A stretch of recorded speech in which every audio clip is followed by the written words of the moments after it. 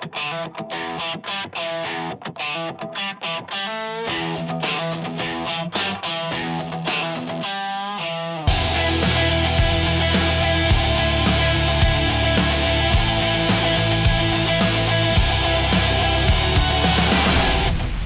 everybody, back again for the All Access Entertainment Podcast. Joe Matterazzo here, not Joe Bruen, but Joe Bruen is here because this time we switch seats once again. We're running it back just like the other guys do, only we're having more fun with it. Joe Bruen here on his own podcast being interviewed by me for the second time around. Joe, welcome to your show. Hey, thank you very much, Joe. Pleasure to have you back. And yeah, we've got some more fun stories and things to touch on. So couldn't really cram it all into part one, as a lot of the guests obviously have a part one, part two. So I'm game for whatever you got for me. Well, it's funny too because after we did part one, you sit back and you start shooting the breeze a little bit, and we start talking a little bit more, and then more comes out, and then you realize exactly how much more there is to the story. Yeah. And this is why we're doing a part two. Right. I mean, we could probably do part 10 by the time we're done because between the two of us being around so long, and it's crazy when you think about, Joe, how many years have you been doing this? I started in actually in the business. I started in 1998. So, I mean, you're talking when we look at almost half our life being involved in pro wrestling. Right. Right. I was 16. There you go. That's what I'm saying. I mean, the better part of our lives have been spent, being involved in this crazy business that we love, that we're still doing it now, and Exactly. For someone like you, especially because of the amount of in-depth, to the point where you're doing the Fan Fest and the Hall of Fame and so much more behind the scenes in the business part of it. You know what I mean? Yeah. So now you get a whole different aspect than when you were out in front with a microphone, and ring announcing and such. We talked. We did overtime at the last one. I threw a whole bunch of names at you. Yeah. And we did a quick little deal like that. It was really kind of fun. But it got us thinking like about a Mount Rushmore of who you would go and think of as, your Mount Rushmore for pro wrestling. I mean, do you have an actual, because there's all kinds of categories you could use, and that could take 3 hours just doing that.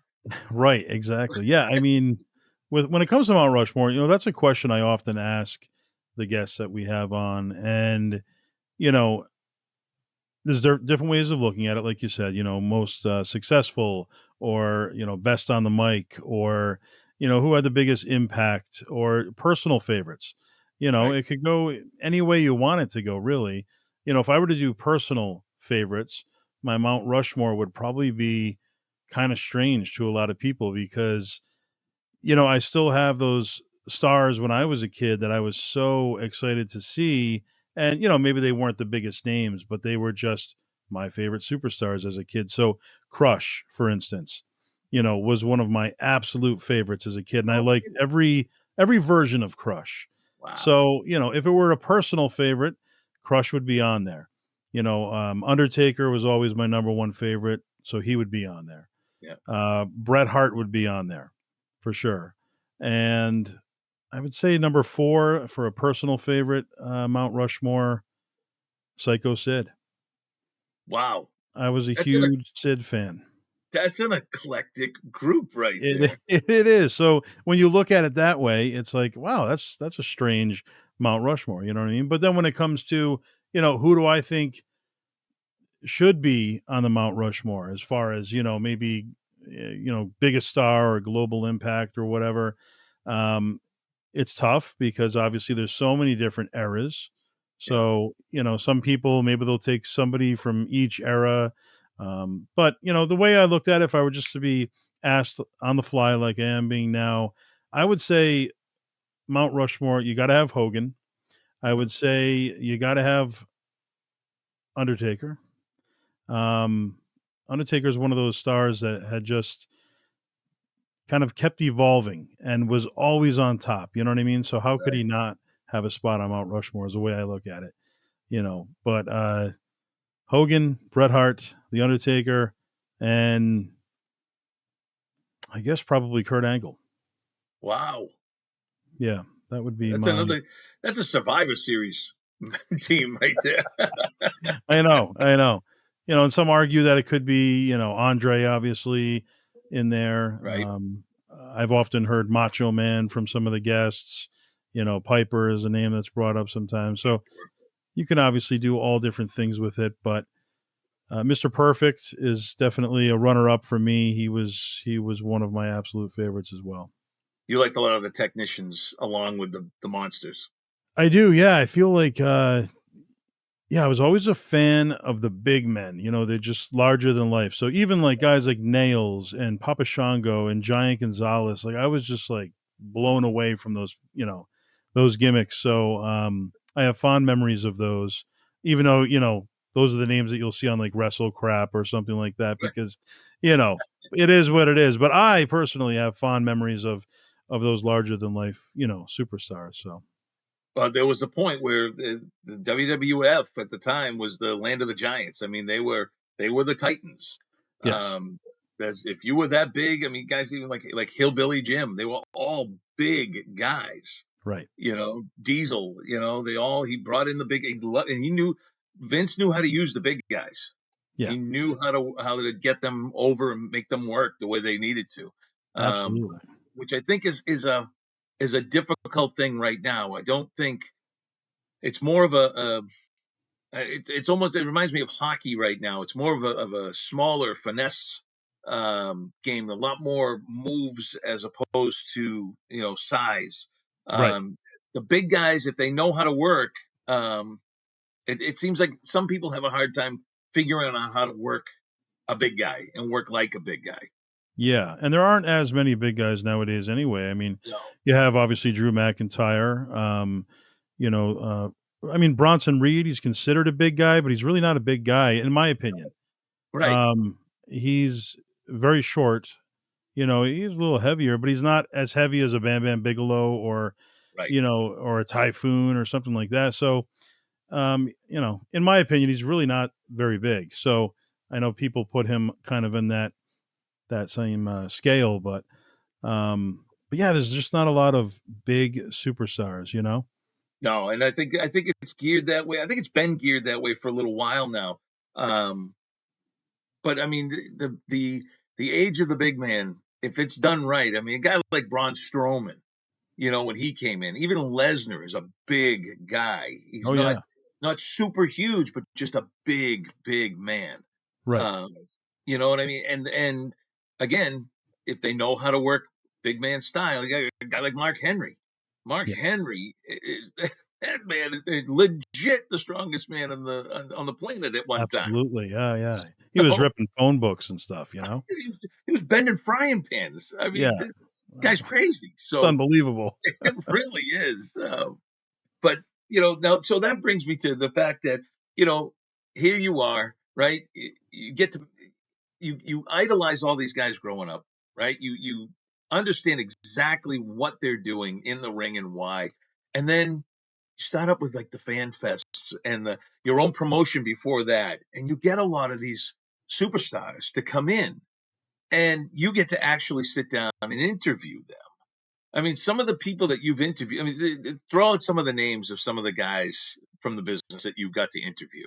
Yeah, early on when I was brand new into it, I did some backstage promos and interviews with Samu of the Head Shrinkers and King Kong Bundy, and did a 40-minute interview with Killer Kowalski. I've interviewed Ox Baker, Tony Atlas, Gangrel, The Public Enemy. Just a whole host of superstars. Couple different people as Doink the Clown, more local doinks. I think I've Yeah, interviewed Sweet Scott Ashworth and Phil Apollo Apollo. as Doink, and had the pleasure to interview Hacksaw twice, Greg the Hammer, Captain Lou Albano, Buff Bagwell, Brutus the Barber Beefcake, Fabulous Moolah, and Mae Young. Wow. I mean, really, I've interviewed King Kong Bundy twice, actually. So yeah, I mean, it's been pretty awesome to do it at that level. And then I would move on years later for all the different Comic Cons and different Right. events there. And I interviewed people like, Animal of the Legion of Doom and Rey Mysterio and the $1 Million Man, Ted DiBiase.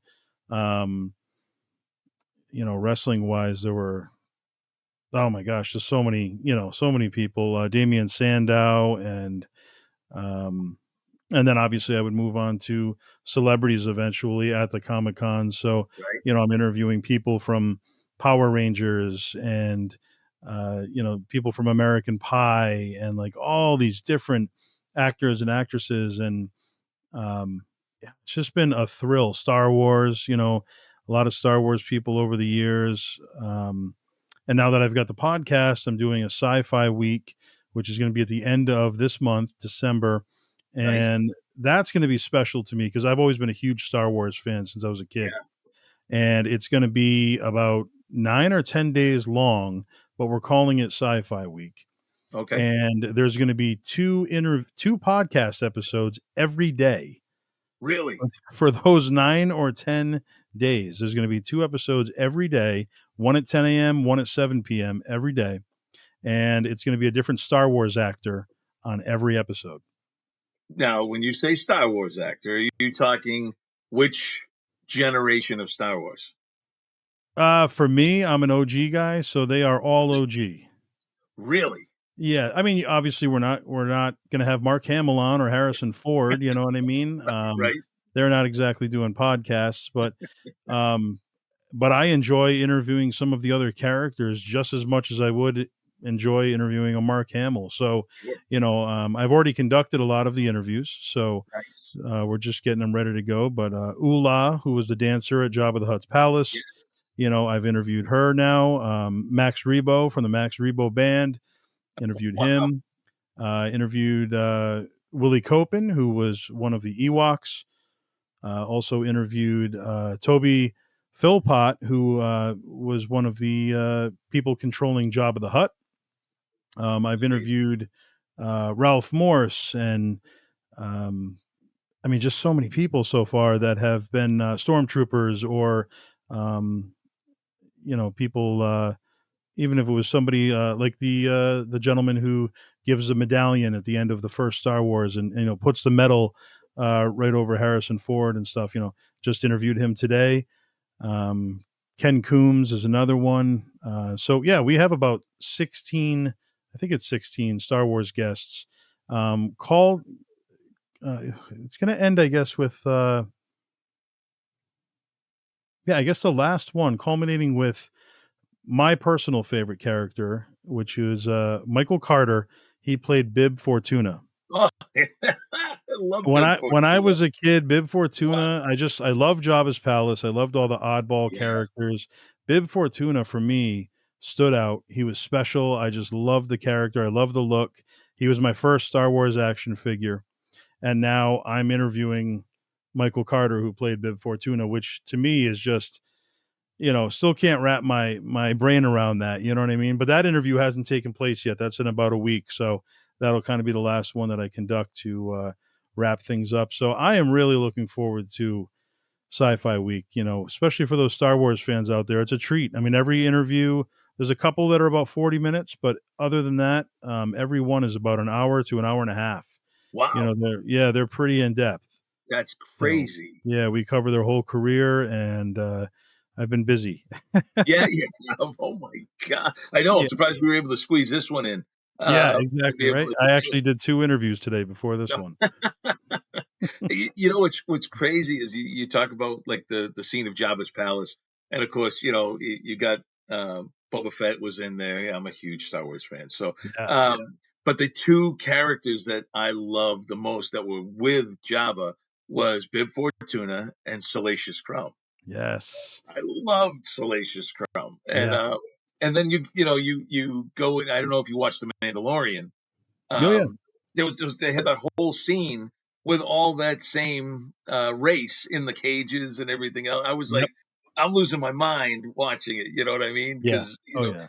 they put so many Easter eggs, little things in that you just wouldn't realize. And they did. I think they did a great job with the Mandalorian as far as um, Fantastic. absolutely. Yeah, even some of the newer Star Wars, like I know a lot of people maybe don't like Force Awakens. I didn't think it was too bad. Rogue One, I really enjoyed. I also Yes. really enjoyed Solo. I thought that was very well done. Yeah, I thought Rogue One definitely. I think out of the entire series, I could probably watch that one every day. I Yeah, just the whole idea of it just puts everything in perspective.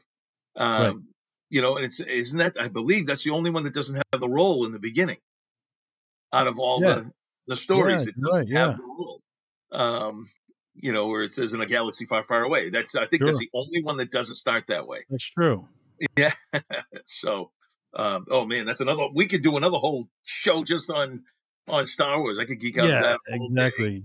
Yeah, you mentioned Salacious Crumb. I've met one of the guys who played that character, which was Mark Dodson, who unfortunately passed away not too long ago. But I was able to meet him, and I met David Prowse, who was Darth Vader.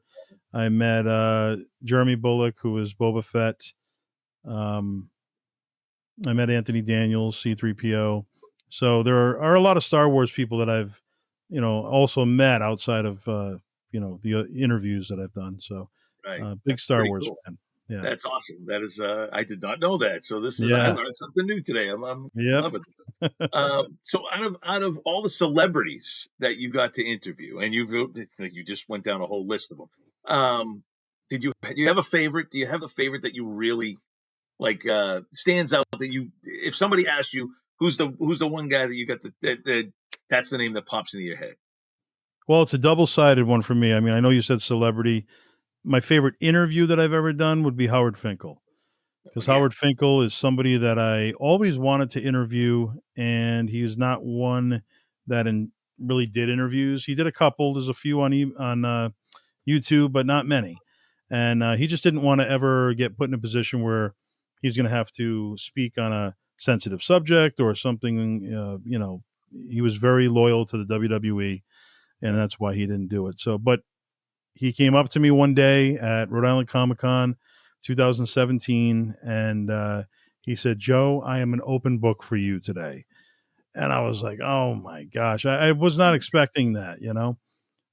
So yeah, I did an interview. It was about 15 minutes. It was a nice interview with him, and he had already become ill at that point, which I didn't know at the time, and but I could tell that something was off, and he was forgetful, and but it was still a great interview. I cherish having that. And then on the celebrity side of things, that's a tough one. I mean, for me personally, I was a big fan growing up of the sitcoms like Step by Step and Family Matters, and I love those shows. So I did an in-depth interview with Jaleel White, Steve Urkel. Oh yeah, no kidding. That was a cool one for me. I really enjoyed that. He's another one that he does not do interviews at the cons. He doesn't really do like that kind of stuff. Right. So that was an honor to interview him. And then I also had a nice sit down one on one interview with Lou Ferrigno, the Hulk. No kidding. Yeah, that was a big deal for me. And we were streaming it live on Facebook at the time. And yeah, just it felt larger than life. It was opening the weekend of Rhode Island Comic Con, and they gave me that opportunity to sit with Lou. I think only 3 outlets had the opportunity. There was a very small, intimate thing, and we did it up in the restaurant, before doors opened, and just getting to sit there and chat with him. I think we went, probably about 10, 15 minutes, and it was just, an opportunity. You look back on it and you're like, wow, that was kind of crazy. You know what I mean? Because the impact that he made globally, as far as who he was and everything, is just a iconic character. Right. So I, Exactly. I don't know. I might give it to him. I'd say as far as interviews go. That's pretty cool. Who do you want to interview? Who's your ultimate interview with? Oh man, Celebrity and wrestling, one of each. wrestling. Oh, that's a good question. My number one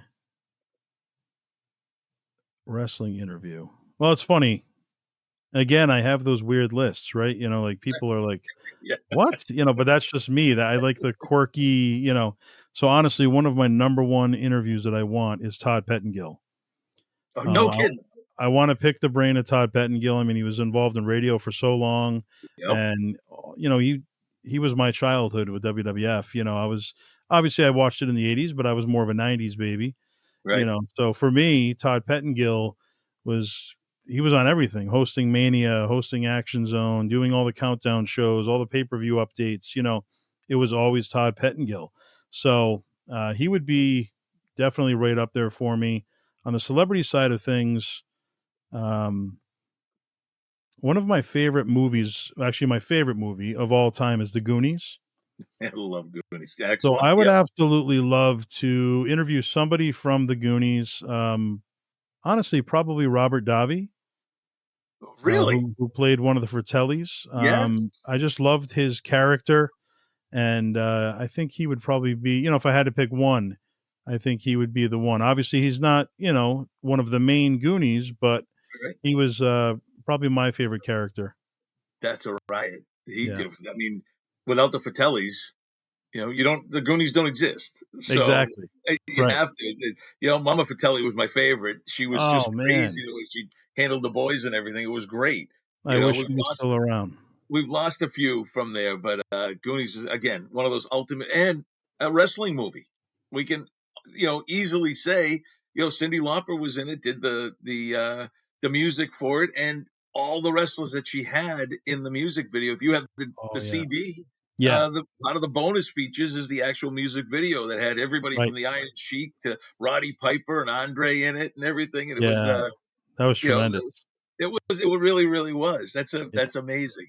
Um, wow, so it's funny you bring up Todd Pettengill because the when I got called to do the ring announcing for the WWF back in '94, Todd was working there at the time, and during doing the commentary as I was doing the announcing was Vince McMahon and the Jerry Lawler, and Lawler compared me looks a lot like or Vince said I looked a lot like Todd Pettengill, Oh, and Lawler goes, yeah, but this guy's got a lot more talent, and which was hilarious. And I'm like, Todd's gonna punch me if I see him out back. He wasn't there that night, but I've always wanted to meet him because of that, which is pretty yeah, funny that you should yeah. get He's him to one. Fan Fest. Well, he's one that's never done a fan fest ever.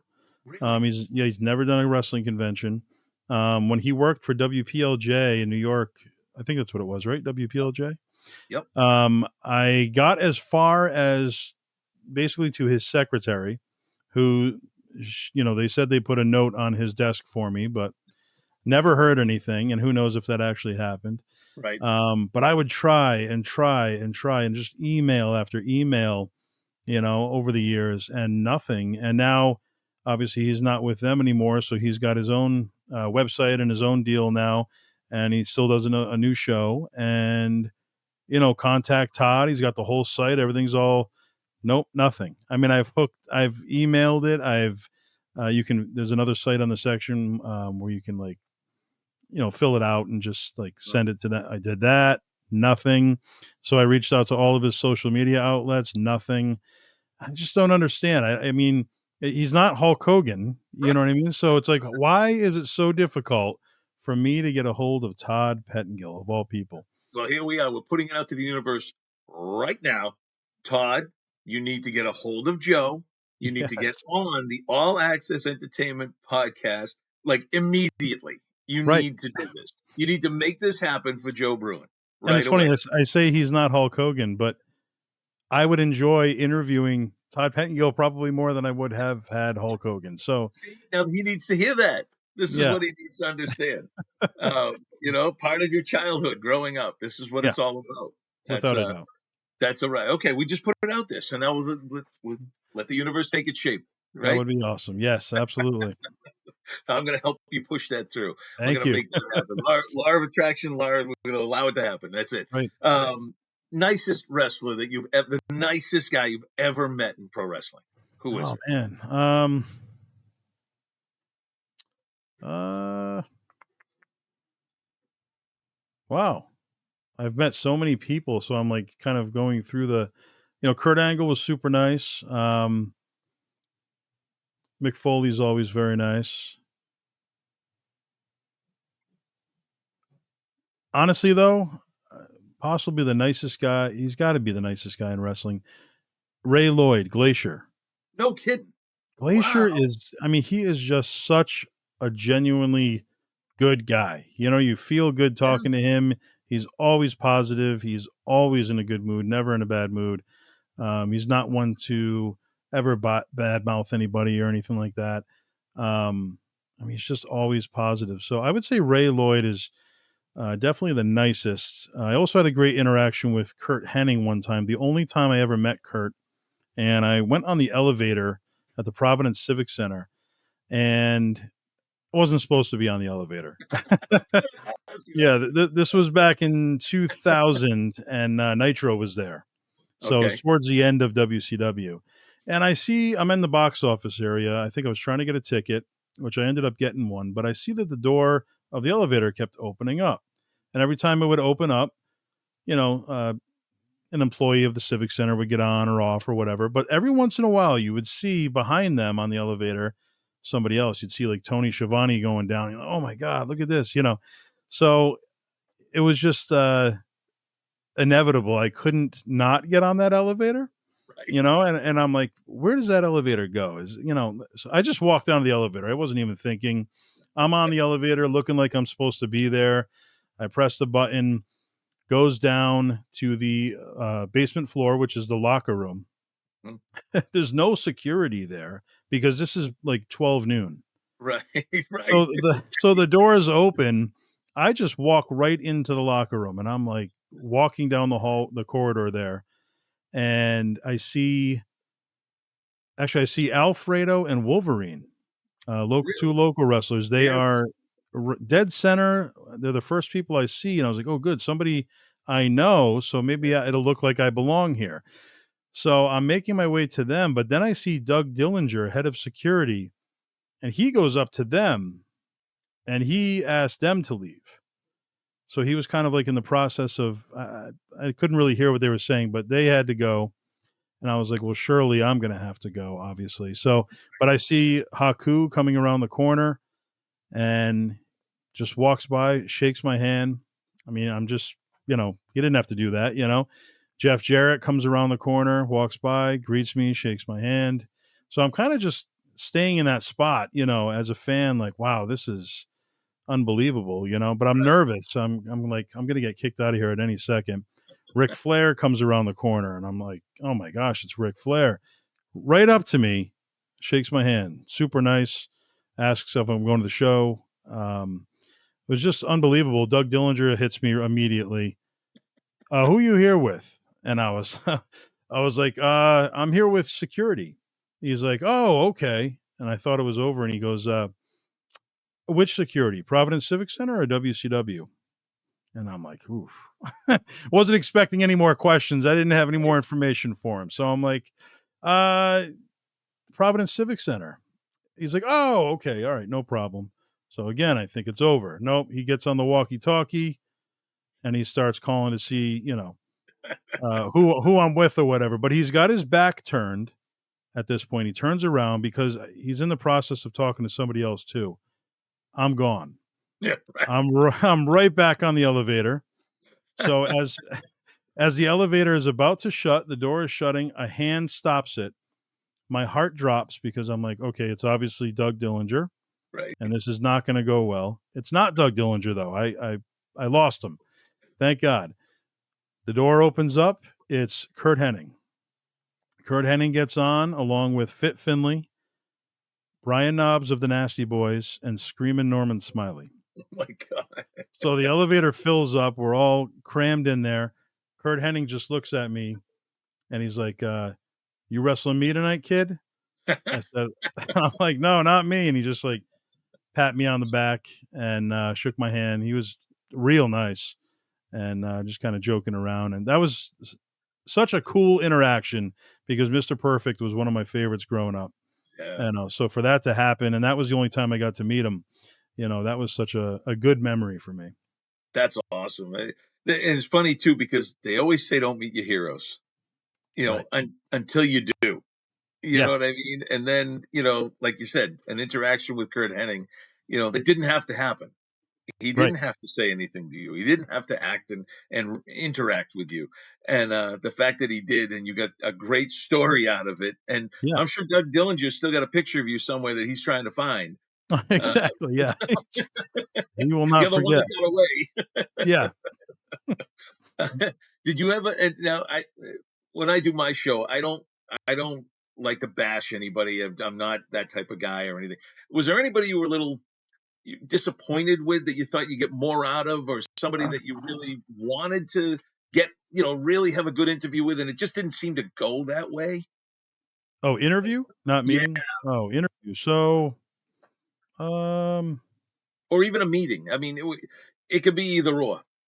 well, I remember meet and greet wise. I remember being excited to meet two people at Wrestle Reunion. It was Playboy Buddy Rose and Sensational Sherry. Okay.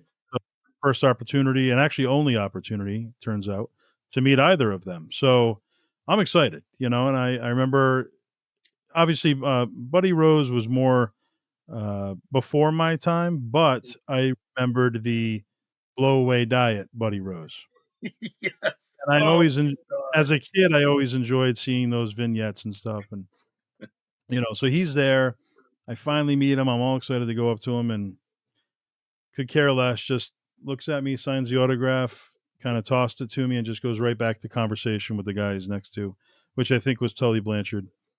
And I'm like, man, that was a kind of a crappy, meet and greet. And then I go to Sherry, and Sherry was part of the super ticket, which I had. So I got a free, uh, two free autographs if you're a super ticket holder at that time. And so I, have her sign my thing, and she's like, "That'll be $20 or $30, whatever it was." And I was like, "Oh no, this is a part of the super ticket. You're a super ticket guest." And it was almost like she was offended. She was like, just kind of nasty after that because I think she was trying to make some extra side cash without the promoter, knowing. So that was my only time meeting Sherry, and I was always such a fan. right. And I had a ticket to meet Sherry, but she just was kind of discarding it, and so that was kind of unfortunate. So I would say Always those are working. the Always two. working. Yeah. Yeah. And then as far as interview goes, um, oh man, I would probably say Bulk and Skull from the Power Rangers. Yeah. Yeah. Yeah. Yeah. Um, played the bullies on that show, and I was excited to interview them, but they kind of took over the interview. It was like they were in character too much. I was They were gonna ask if they were playing the gimmick.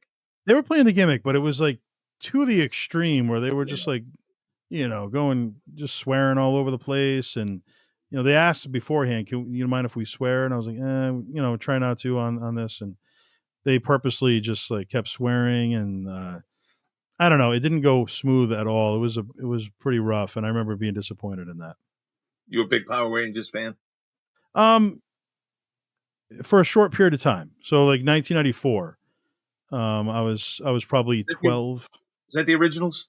Yeah, So like the Austin St. John and those ones. yeah, Uh, all the what's her name?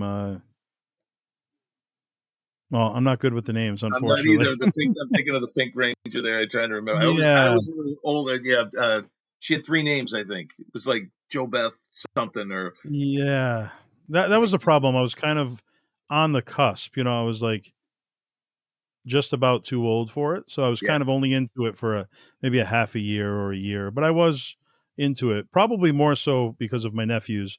They would yeah, always be yeah. over watching it, and I'd be watching it with them. So it was more of a nostalgia thing when I got to see them in person. I was like, I got to meet these people. It was just a Right. cool I feeling. watched it because my younger brothers watched it. So, you know, Yeah, I'd watch it with them and it was kind of a thing. And I thought it was cool. And then I'd introduce them to wrestling. So I'd watch their stuff. They'd watch mine. And yeah, that's how it's like just certain people, you remember from shows like that, which I think is pretty yeah. funny. Um, if you could go back in time for anybody to interview wrestling wise, both wrestling and celebrity. But let's start with wrestling. If you could go back to any era, any person, anyone, who would it be, and why would you want to interview them? Oh man, wrestling Andre the Giant, without a doubt. I mean, Andre is just, not just because of his size, but he's larger than life, and he's just one of those iconic figures. And as a kid, like just so mesmerized by anything Andre the Giant, anything involving him, it was like you're in awe. Just kind of, so not being able to ever meet him, that would be such a cool opportunity to meet him and interview him. I mean, that would be unbelievable for me. And then on the celebrity side of things, without a doubt, I don't even have to think about it. John Candy. John Oh, Candy he's my favorite actor of all time. And I just feel like, he's such a nice guy too. So I think he would be very giving. He'd be an awesome interview. nice. It's funny too because like when you start talking about the nostalgia of it all and who you like, you think you gel with Andre, like you'd sit there, you'd have a good chemistry with him just from everything that you've seen, the way that everyone's talked about him. I think I would, because I approach people the right way. I'm very respectful. There's a lot of fans and a lot of interviewers that aren't like that, Right. and he would be able to pick that out right away. I was very close with Tim White, um, and they kind of have not a similar personality, but obviously, he worked with Andre so closely. They were such good friends, Right. but kind of the same protective nature over WWF. Like Tim White I've seen Tim act, the way he acted with other people, like trying to sneak backstage and stuff. And he was not thrilled with that. You know what I mean? I've seen him do that with fans, and but he was always so good to me. And I knew the other side of Tim, and he Right. was such a good guy. And I feel like I've heard the same about Andre. He was a really good guy on the other side of all of that. You know, uh, it's just what he stood for. He wanted to make sure that you weren't, there to disrupt the business. You know what I mean? You can't be Joe Schmo walking into the locker room, and that's all he was doing. But I think once you got to know him, I think he was a very nice guy. It sounds like if he liked you, you were in and you were locked in at that Yeah, point.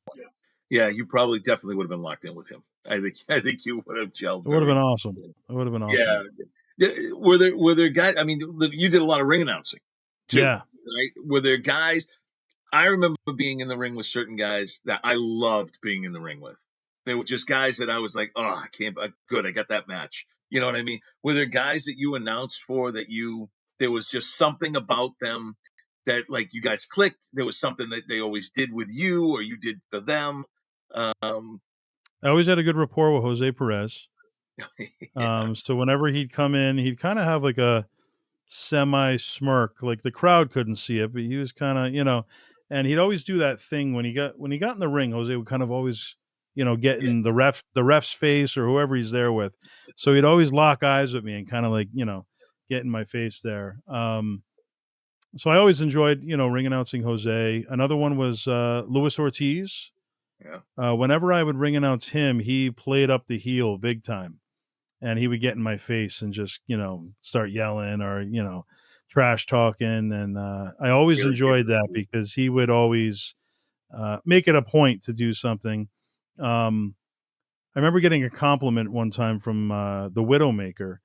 Over the years, he was Eric Bart, he was Eric Shred, Eric Storm. He's had a lot of different names, but he was kind of always the Widowmaker. And he loved the way that I ring announced his name specifically, because I wouldn't just say it as one word. I would kind of almost divide it into two, like emphasize widow and maker. And he just always enjoyed that. So I always enjoyed ring announcing him, not only because he appreciated it, but it was just one of those names that for me kind of rolled off the tongue and I enjoyed, the actual announcement of it. And then another one was Rick Fuller. He was a lot of fun. He would always mess around. He was a kind of a prankster. You wouldn't expect that, I guess, because he's just a big tough guy, But if you knew him behind the scenes, he's like a big teddy bear. He's like the nicest guy. But I remember one time it was the NAWF, New Age Wrestling Federation, which was run by Kid USA. And I was their ring announcer for quite a while. And I'm ring announcing the show, and I don't think Rick Fuller's in the match, but it's two other guys. I announced them to the ring. But as I'm making the announcement, every time I would say something like weighing 240 pounds, and then you would hear weighing 240 pounds. And I'm like, where is this coming from? It's Rick Fuller on another live mic in the locker room. And so he's watching through the curtain. I see his hair sticking out, and he's just mocking me. Everything I say, he'll repeat it. And I'll never forget that. That was it was just hilarious, and the crowd didn't know what was going on, and I didn't know what was going on at first, but that was a lot of fun. Rick would always call me Joe the Show Bruen. That was his nickname for me, but he was always so nice, and those were guys that I always enjoyed. Don Vega was another one. Yeah. He was always cool to ring announce because we were always very friendly outside of the ring, backstage and stuff. He was always, if I arrived to a show and saw that Don Vega was backstage, it was like a level of comfort. Yes. Because I knew him from so many different promotions that I ring announced at. Right. So, you see the guys that you travel with, and you see him, you're like, oh, all right, good. This is going to be good, And I felt the same way about Widowmaker. There's certain guys that you just constantly see and you have a good rapport with. Jose Perez, Kevin Charisma, always had a good rapport with Kevin and Hugo. And he was another fun one to ring announce. And there was somebody else.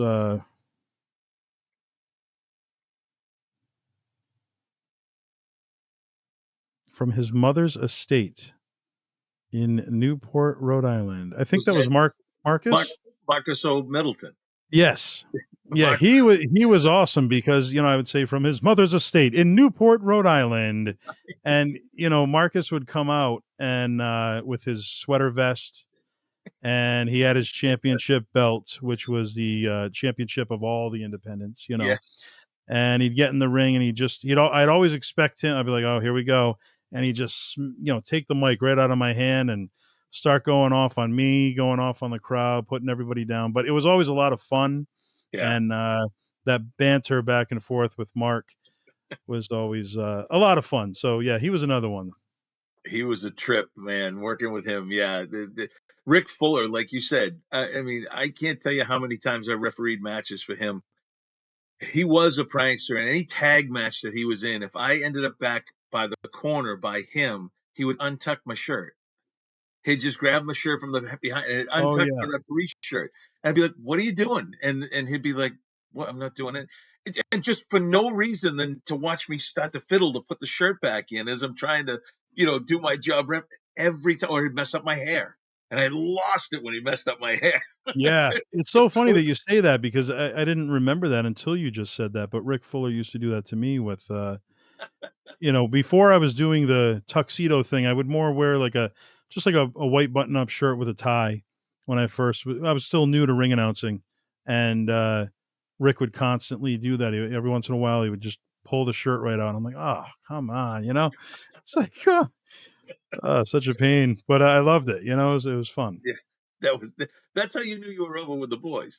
Yeah. If they messed with you, you were doing all right. You know right. What I mean? Exactly. Yeah. Because they knew you could take it and all that, and they knew. It's just that's great.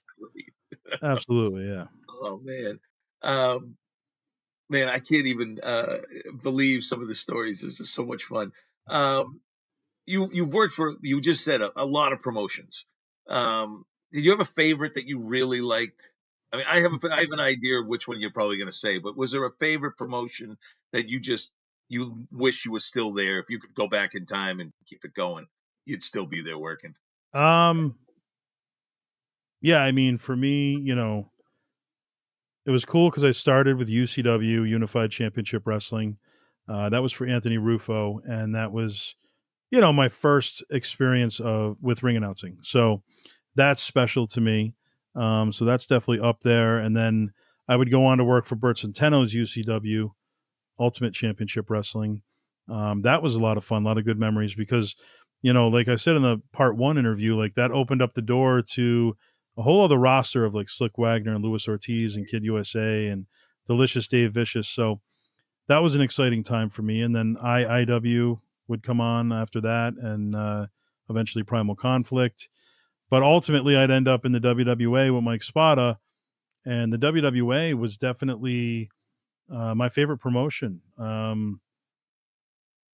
always was paid well there. I was always treated well there. It was always always a great crowd.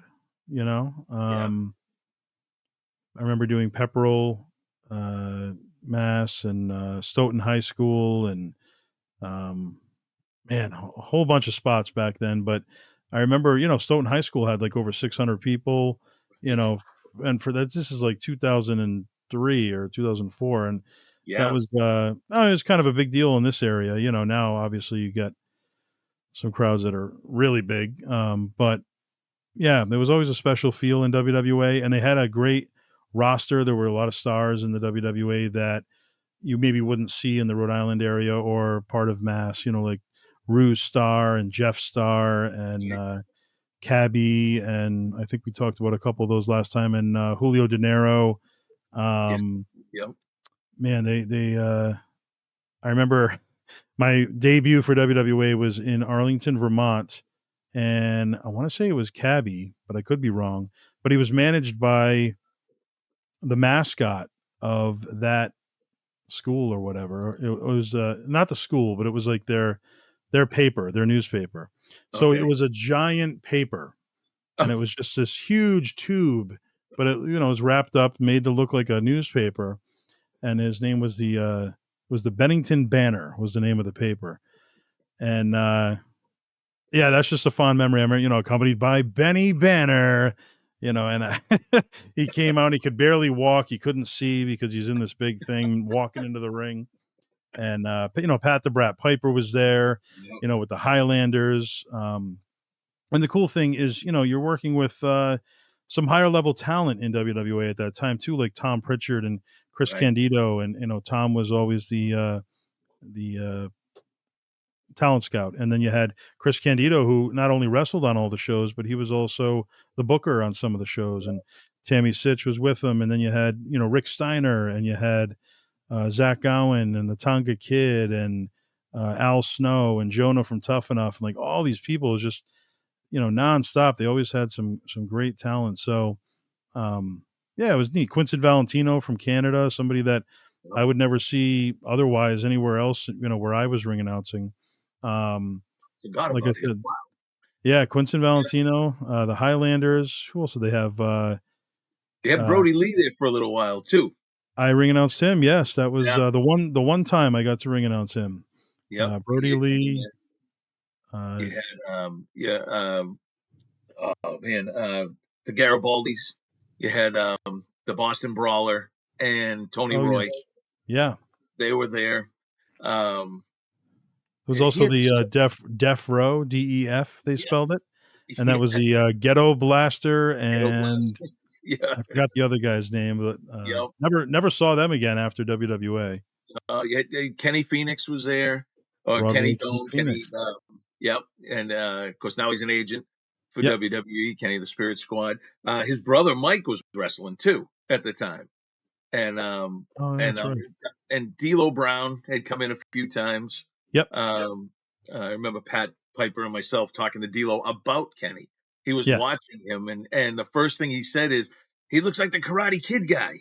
He Yeah. goes, "He should come up in the black gi." He goes with a trophy. He said, and just beat everybody up. Yep. I said, "Yeah." Then Pat said he should have a body bag with him at all times, Right. so he could give him a Exactly. body bag, right? So, and D'Lo loved him. D'Lo thought he was great, and it wasn't long after that he got signed. And Mm, he was young. He was like 15 at the time working. yeah. They had Bert Um, Centeno and Don Vega, the Puerto Rican franchise they were yeah, called. They also had um, oh, what's his name? I'm drawing a well, Sabu. Sabu was there, Yeah, yeah, a that few that was times. the night he threw up on my shoes there, like we talked about last time, and Don Vega, he was the masked Punisher there. He Yeah. actually wrestled Sabu that night. And He'd then they bring had in Jimmy Kid Snuka. Crazy, Yep, Kid Jimmy Crazy. Snuka. Snuka was there a lot. He came in a lot. He had a whole program with Pat Piper. They redid that whole thing. In fact, the debut of Jimmy's son, Jimmy Jr., Oh yeah, was in the WWA, and before he became Deuce. yep, yep, From yeah, Mike had a good Mike Sparta had a good bead on getting talent. He was in tight with Dr. Tom, yeah, and he helped him out a lot, getting a lot of talent, former and current. yeah. You I know, remember Steve Bradley being there for a little while. I remember ringing up Mike Bell. yeah, Mike Bell. He was one of my favorites to work with. Mike Yeah, Bell was a great guy. Too bad Nick that we lost Richards. him. Yeah, yeah, Davey Richards. Exactly. There was so many guys. There was so many Yeah, good, Nick good. Tim Richards. McNeely. The Um, Graduate, Tim The McNeely. Graduate, yes.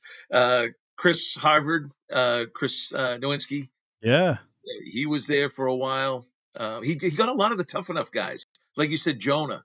yeah. There were a couple other Dan. Oh, I can't remember Dan's last name. Um, Oh yeah, I know who you're talking about. he had the red hair. He was an Irish kid. Yeah. Um, but again, it was amazing. Umaga was there for a long time before he got called back. In between stints.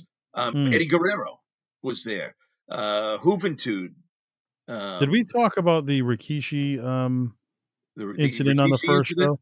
show? I don't believe we did. No, There was a Rikishi incident when I was there. we He was may have, he was but advertised. He was like the big guy on the flyer. yes, Tonga Kid was also advertised, so Tonga Kid and Rikishi. And I'm the ring announcer. I think you were the ref on that show. it was And I don't remember where this was, but Whitman, Rikishi didn't. Massachusetts. It was in Whitman at the Whitman, okay. VFW, and the And in the outside pavilion. okay, yeah. And Yeah, Rikishi didn't come. So no, Rikishi couldn't make it. And Mike Spada comes up to me and he goes, you announce he goes, you announce Tonga Kid as Rikishi. And I was like, I don't know if I feel comfortable doing that, right. Ring announcing Tonga Kid as Rikishi. I mean, the fans, they're going to know. They're going to know that that's not Rikishi. So I think a few people were chiming in, some of the boys, and they were like, let's not do that. But he had his mind set on that. We have to announce him as Rikishi. So I didn't feel comfortable doing that. I know that. But I guess there was a compromise. Somebody talked him into it where it wasn't Rikishi, but I still had to announce him as Kishi. Yes, So they dropped the Ra. So I guess everything's okay now. So I have to announce him as he comes out to Rikishi's music.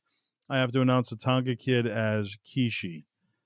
And yeah, that was awkward because I remember the fans, they weren't too thrilled about that. That was a there was a rough one. there was a big falling out with Rikishi and Sparta. To this day, Rikishi does not Yeah. want to talk about it. Yeah, I Uh, wasn't at that show, but I did see the video of it. I have a copy of that video. Yeah. It's yeah, and there I was, right in the middle of it all, Yeah. trying to Yeah, what a trying show to be at, huh? to get killed. Yeah, exactly. And I thought I was gonna. At one point, I thought he was gonna eat me. Um, And then Nick Neighborhood was another guy there. He came from yes. Canada. Yep. Also, not only Kid Crazy, but Kid Crush. And then there was also, what's his name? Drawing a blank now. Oh, Aaron Stevens was always there. Dangerous Danny Davis. Yep, there's my mentor right there. Yep. And Chi Chi Cruz. And oh wow, I forgot about Chi. Oh my God. Chi Chi Cruz. Yep. I don't Balls remember Mahoney Aaron was cool. Stevens, so I feel like Aaron wasn't there when I was there. Okay. I don't think he was anyway, because I just He don't did a few of remember. the. He did a bunch of the shows like local. Lived in Worcester. Was from Worcester at the time. Yeah. He was at the Pepperell shows. Oh, okay. Dr. Maybe he Tom was there then. Dr. Tom grabbed him. He was one of the guys that was under his. He had real long hair back then. I got an awesome Yeah. couple of cool pictures back in the day with him. I remember He was one of those guys that was so much fun to work with. Yeah. Just a good guy. He These is a guys. good guy. It was so funny because you look at some of the guys that made it, that they were so young and hungry at the time, and we're there with them, watching them, grow right in front of you. And then you get to watch them on TV, and you're like, man, we did car rides, or we hung out afterwards, or we're sitting in the back shooting the breeze about this or that, or went back over here and grabbed a bite to eat or something. The Highlanders, I talk about them all the time. I'm still in touch with them on Instagram.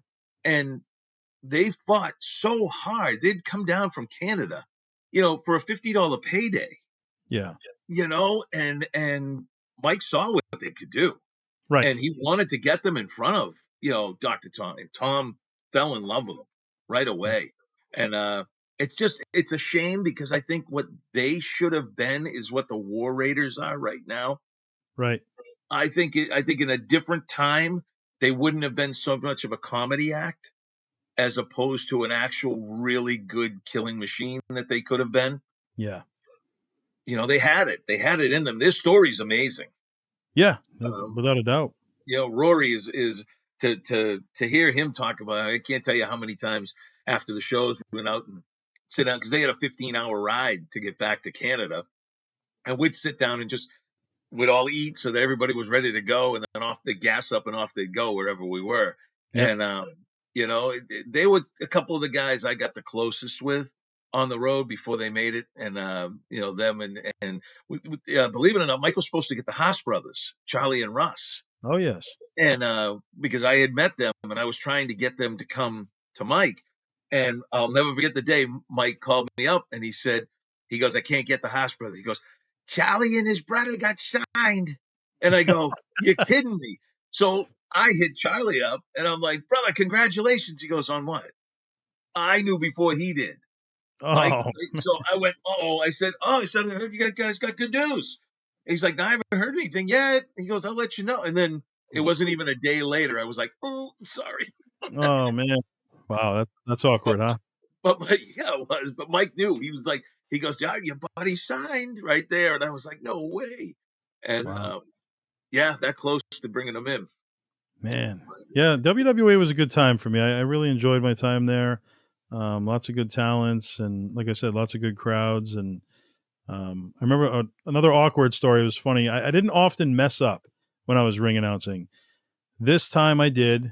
I was going to ask you if you ever did. So this is good. But it wasn't necessarily. I'm not going to take full blame. But you got the card in the back in the locker room on the wall. Yep. So obviously you're gathering everybody's info throughout the day as a ring announcer. You look at the card, order matches, okay. Look for any updates on there or whatever. So I go out to the ring. I got everything already, go out to the ring, announce the next match, or what was supposed to be the next match. Well, they made a major change and didn't tell me anything about it. So I'm ring announcing somebody to the ring who's clearly not coming out because it's no longer that match. Oh no. So the wrong music comes on. I'm so confused. I have no idea what's going on. And I'm like, well, this is weird, But again, they updated it without letting me know. And yeah, I remember kind of being, before I went backstage, as I'm in the ring, I see the curtain open just a tiny bit, and you can see Sunny, and she's in the curtain just screaming at me, just yelling. And I was so nervous. I'm like, oh my God, what's happening right now? Right. And I just felt like I was melting into that spot because it just kept getting worse and worse. And I didn't know what to do because I was like, okay, do I go to the back? I'm in front of the crowd here. It's like at this point, what am I supposed to do here? So I think I ended up just kind of slithering out of the ring and, what felt like a 40-minute walk to the curtain, to go backstage. And I remember Tammy going off and Danny Davis was pissed and, like, oh, you should have known about that. I was like, nobody told me anything, so that was the only time that it kind of got, awkward. And then to follow up on that, that just got me all out of the game. You know what I mean? I was so shooken up and I just felt terrible. So therefore the next match I make another mistake. Oh. And it's Paulie Normus who at that time was my first time meeting him, ring announcing him. He's from like the New York area or whatever. Yeah, New York, yeah. I didn't know him, so I wasn't familiar with him. I wasn't familiar with his name. I knew that I had the correct name on my cue card, Paul Enormous. I called him, for whatever reason, Paul Humongous, Oh, no. not Paul Enormous. For some reason, Enormous translated into humongous by the time it got to my mouth. And yeah, that wasn't one of my best nights, but I made sure that it never happened again. That's amazing. I thought you were Yeah. going to say that you had all the cards and someone knocked them out of your hand and now they're out of order. Oh, no. I wasn't one of those people that would, hold up the card and stare at it. I would, Right. take a glance at it and put it away or whatever, do it at ringside. But yeah, it was just awkward night for me. That's hilarious. You know, we were talking before about the ECWA, Yeah. and you did some stuff down there. I mean, that was that Kettner?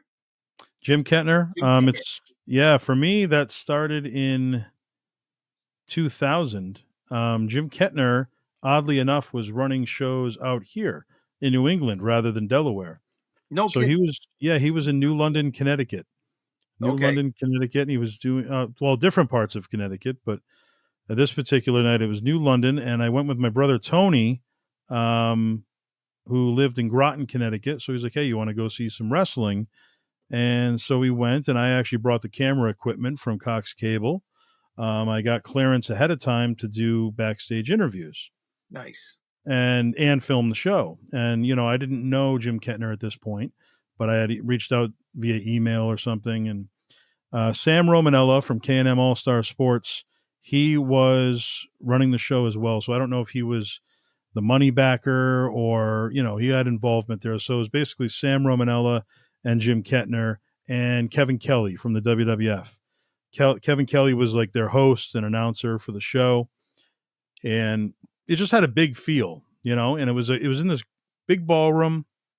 I forgot the name of the facility, but it was in New London, and there had to have been 1,500 people in there. I mean, it seemed it was packed. Wow. Bob Evans was on the card. I want to say he wrestled Alex Arion. You had Ty Street against Vincent Goodnight from the Wow. ECWA. Yep. Big Tim Towers from Yankee Pro was on that show. Okay. Who else? D'Lo Brown versus Hardcore Holly. Wow. Yeah. BB Barbara Bush was in Hardcore Holly's corner. Yep. The EMT from the WWF. Yes. And this was 6 days before the 2000 edition of the Royal Rumble at Madison Square Garden. No kidding. Oh, wow. Yeah, and I got to do an interview with D'Lo backstage. It was very brief, but it was cool because I felt like I was a WWF interviewer because he's like, in 6 short days, the hollow grounds of Madison Square Garden, I'm going to be in the Royal Rumble. I was like, wow, this is pretty unique. Bad news from the NEWA. Oddly enough, because he didn't often go outside of NEWA, was wrestling on this show as well, and the Backseat Boys. Yep. They were there. Yeah, it was just a great roster, mostly ECWA guys, obviously, because that's what the promotion was. And yeah, I filmed the show. I did backstage interviews with Ace Darling and Bob Evans and Alex Arion and D'Lo Brown, and Hardcore Holly refused. I tried to interview him. He was not the nicest that day. But yeah, it was a great show, great memories from that. And I kept in touch with Jim after that. And he did another show in Connecticut shortly after that. Another capacity crowd, probably 1,500, 2,000 people maybe. It was in a huge gymnasium. And again, I don't remember where that show was, but Edge was on that show, who at that time was a current WWF star because this was 2000, Yep. So he was like in his prime here, Wow. And Edge was on the show. Both of the Dudleys were on the show. And they actually had a segment, I think, together, if I remember correctly, where they got into it. Tori from D-Generation X was on the show as well. And Trish Stratus was visiting backstage before she had debuted or right after she had debuted. I can't remember. Because she might have debuted in 99 now that I think about it. But Yeah. But yeah, that was another huge show, and I had the camera for that show as well. Um, and then he did a third show, which was actually at my brother Tony's Navy base, and it was in that must have been Groton, Connecticut, I'm assuming. Um, and that was shortly after that, so they were kind of all in a row, and that was a big show. I mean, that was probably 3,000 people in the crowd, if I had to guess. I mean, it was just massive crowd, and Mick Foley was there, Gilbert was there, Kevin Kelly once again running it, with Jim Kettner, and then I remember I'm backstage. I think I had gone. No, I went backstage and Derek Destiny was there. Brutal Bob Evans. There were a couple of familiar faces, so I was like, "Oh, this is cool." Because some of those other shows that Kettner did, I didn't really know, many of the people, um, and they needed somebody to film Gilberg's entrance. You know how he comes crashing out Oh, of the locker room door and he's hitting his head, and they didn't have anybody. And Kevin Kelly was looking for somebody. Derek Destiny suggests me, and oh God, I was devastated because he's like, "Oh, my buddy Joe here. He's filming the show tonight. He'll know how to do it. He can do it for you guys, no problem." And I was just like, I was very new to the camera equipment, that I had from Cox Cable. I didn't know how to use anybody else's camera equipment, right. and I was so nervous because I kind of just agreed to it. I'm like, "Oh yeah, sure," and so that was really awkward. And I remember that was like we went up the stairs. I'm filming, so I'm the one with the camera, and Kevin Kelly is directly behind me, holding my shirt as he's walking me backwards down the stairs. And Gilbert comes out, he's doing his thing. I think I'm filming it. I'm not sure. I'm hoping I'm filming it. You know, I have no idea how to use this thing, and I'm like, whatever. They're not going to see it. I'm thinking in my head they're not going to see it until after the fact anyway. So whatever. Well, then I find out. Well, no, that segment is going to be played on the Titantron that they had set up. Stop. They had this big Titantron, and it's going to be played within an hour or whatever. I just kind of did a pre-tape for it, and I was like, oh my God, I don't even know if it's on the tape. You know what I mean? So then Kevin Kelly says, well, we'll just test it out right here. We have a VCR. And I remember the whole locker room Oh, is like no. gathered around the TV. Mick Foley's got his arm on my shoulder and he's watching. Bob Evans, I think, is in there. Derek Destiny, Rick Fuller might be there. Gilberg's obviously watching. Kevin Kelly, Jim Kettner. They're all there. And played the tape, and it was there, and it Ah, was it was unbelievable. I mean, it was probably the most stress I've ever felt in my entire life, and it was there, and I don't know how it was there because like I said, I had no idea what I was doing with that camera, and I just remember my heart sinking into my stomach, and but now looking back at it, it's a good memory, but at the time, whew, not unbelievable. Not great. And that would spawn into me going to the Super 8 tournaments for Jim Kettner, ECWA Super 8 2001 and 2002 back to back in Delaware, Wilmington, Delaware at the St. Matthew's Parish Center. And I would do all the backstage interviews, John Xavier and Jamie Noble and AJ Styles and Spanky. And like, I'm interviewing all these guys, Bobby Roode.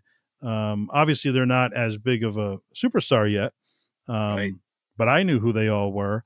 And, AJ Styles just came off of WCW television. He was still fresh and, new in his career. Jamie Noble, obviously, I knew him. He was one of the young dragons in WCW right around that time. And Matt Striker was also another one. Not the Matt Striker from WWE, but the Ring of Honor Matt Striker. He was there. And Donovan Morgan Oh, was wow. there. Yes. And Bobby Roode, but it was a great crew. I got to do that 2 years in a row, and the Haas brothers were there, and Kevin Kelly was a part of those shows as well. So being a part of the Super 8 really was just an unbelievable experience. And Jim Kettner was so first class, and he Boogie Woogie Brown was there with him, who unfortunately passed away years later. But he treated me like royalty. Jim Kettner treated me like royalty.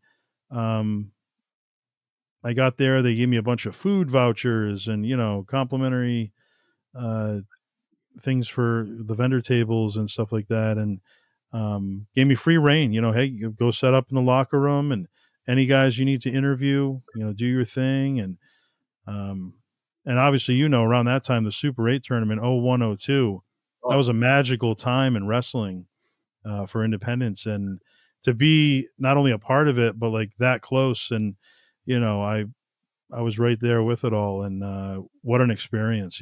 So Jim Kettner was a big part of my time, in the wrestling world for a little while there. So I got to thank him for allowing me to just be a small part of that, huge, huge show each year. I'll tell you what, I used to look forward to. I never got to see it live, but I always looked forward to who was going to be in it every year and see in the magazines. You'd always, PWI, the wrestler, with any of the after bags, they always covered it. And that's where I first saw like Devin Storm and Ace Darling and Reckless Youth and CM Punk and all these guys all came through there. Like you said, AJ Styles, Bobby Roode, Yeah, JD Johnny Noble. Xavier and Low Right. Key. Yeah, it was crazy. He had, and these guys were from everywhere. He Yeah, had such a great eye for talent to bring them in and showcase these guys. And they're still doing the Super 8, yeah, and I love it because it's so nostalgic, yeah, and to see some of the guys that are out there now, I know who they all. We know who they all turned out to be. You know what right. I mean? And to get to watch them in the beginning, going, "Oh, I can't wait to see this guy," Yeah, and knowing now, what we see and how we watch the match and how we watch these guys, you're sitting back going, "Boy, some of these guys are going to be amazing." right. It's the next group coming in. It's the whole next thing, Yeah, and nobody really ever had another tournament like that. Sheldon Goldberg did the Iron 8. the Iron Eight, which was again great concept, a little different than the Super 8, but Yeah, I liked the way it was done. But other than that, and he would bring people from all over to be in yeah, that, which was dynamite. You know what I mean? But yeah. Kettner was the first to do that. Yeah, and Kettner was. I mean, I don't think anything compared to the Super 8 tournament. You can't really compare anything to it. It was such a big show, such a big feel, and there was so much publicity that went into it. It was in all the magazines. It was on the cover of some of the magazines. It was, Right. I mean, it was a really big deal. If you were one of the 8 chosen, that was unbelievable. Plus, the undercard was always Oh, fantastic as well. yes. Then that's how they would Right. showcase some of their other interesting characters of ECWA, like the Vincent Goodnights and the Ty Streets and all those different people. What a time to be involved. It really was. That's Yeah. crazy. And you were right in the mix. I mean, look at that's a who's who. Oh my god. Some of those guys are retired now. Think about Oh that for a yeah. second. Yeah. And you're Yeah. still going. Shark Boy was there, and Christopher Daniels, Yeah, and Brian Kendrick, and Brian Danielson. Paul London, Paul they London. all Yeah. came through there. It was I remember seeing the man, I wish I still had those magazines. It's crazy. Yeah. Um, 100 moves, and I can't even tell you how many of those I lost. I lost a few wives too along the way. But either way, I'd rather have the magazines back. Right. Right. Uh, um, Joe, we've taken up a lot of time here this time around. We could probably do another whole couple hours if you ever wanted to. Yeah. But man, what a storied history you have in this business. Yeah. Um, man, and now to be able to do this and give back and you've got a lot of the stars on it. You're going to be bringing some of the up and coming superstars, some of the newer faces. Are you going to try and get your hands on some of them as they're coming out there right now in the independents? The ID superstars. Is that what you're referring Or to? anybody that's striving to be an ID superstar. Yeah. I mean, I've kind of taken a step back as far as bringing the talent in. Hmm. It's more so from a vendor standpoint now, where I'm I'm talking constantly. interview wise. I'm talking here on All Oh Access. yeah, oh yeah, yeah. This is going to be a mix moving forward of celebrities, wrestlers, both, from television and on the independent scene, up and coming people. It's a mix. I want to reach all audiences, Sure. so I've recently released a lot of interviews of people who have really no interviews out there. So, Kevin Charisma and, Rocco D'Alessandro, the promoter of NEWA, Yeah. Iceberg Sunny D, people that have been in the business for a long time. Some of them are already retired and have, retired since then, but um, just haven't done an interview. There's nothing on them. So a lot of people don't know their story, and it's kind of fun to be the first to tell that story, and to be able to facilitate that for them. So I've got a whole lineup of people, that I'll give you some now that are coming out. We got, Hurricane John Walters. We got uh, Freight Train Dan. We have Latin Fury, Luis Ortiz. We have Dylan Cage. We have Dina Ray, the former ring Yep. announcer, of course, correspondent at New England Fan Fest. Julie Cutler. And most of these are already in the can. We got Iceberg just dropped this morning. We got Jose Perez dropping tonight. We have Alfredo, Danger Boy Alfredo, dropping tomorrow. It's just, I've got so many episodes that I can release, 6 a week, and I'll still be good for over a year. That's the point I'm at. So you're going to be seeing so many people come out, and a lot of them, like I said, I'm excited about because nobody has ever sat down with them.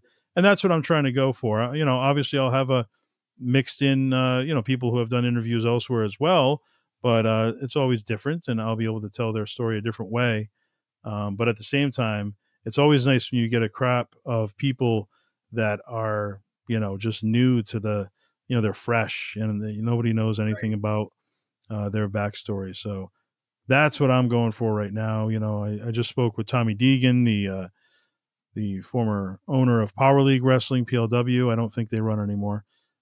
So, he'd be another guest that will be fantastic. The defenseman Derek Mulham. So a lot of Rhode Island and Massachusetts based superstars. I just confirmed Trey, the smooth operating gangsta. Wow. But he's another one. You type him in online. There's no interviews of Trey. You know what No. I mean? So this will be the first in-depth interview, probably an hour and a half with Trey. And, we're going to tell his story. Dangerous Donnie Rotten, the Widowmaker. They're all coming. So, That's I great. think people, especially fans of New England, should get excited, and I'm going to be going for those Nemesis and Jamie Paynes and all those people. Wow. So yeah, it's going to be cool. Lots to come in 2026. This is going to be amazing. Joe, I can't thank you enough for allowing me to be part of this as you launch this thing through the stratosphere, and be Yeah. able to interview you on your own show, Right. Um, Absolutely. and it drops every Tuesday night right Every now. Tuesday. It's Yeah, it'll always be you're going to be, Tuesdays at 7 p.m. But on top of that, we always have surprise bonus episodes popping up. So it's consistent 7 p.m. on Tuesday, but you might get another episode. You might get another 5 episodes that week. It's always I love different. it. It's amazing. Joe, Yeah. thank you so much for allowing me to be here on All Access Entertainment Podcast and get to interview Joe Bruen, the man of the hour right there. Too sweet to be sour. You're the man, Joe. Thank you Thank so you for much. taking the I'm time. Joe Matterazzo. So, yeah, that's anytime. You call me anytime and we'll get together. I get some ideas for you and I to have some fun later, too. Awesome. Thank you, man. Thank you.